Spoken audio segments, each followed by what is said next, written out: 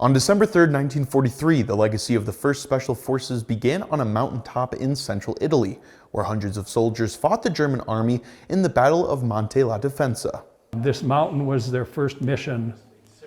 They had to climb up the cliffs. They had to get positioned to start with. And remember that we're in the Italian Alps in December, in the winter, in the snow, in the rain. 80 years ago, the FSSF, as they were known, had to scale a cliff hundreds of feet high to flank the Germans. The assault was the culmination of months of training that started right here in Helena.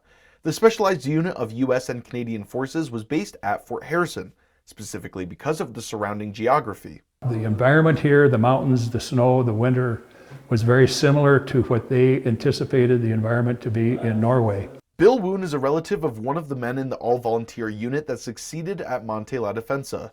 He says that recognizing the unit's accomplishment on the 80th anniversary is a good time to remember the accomplishments and sacrifices from all of our servicemen and women.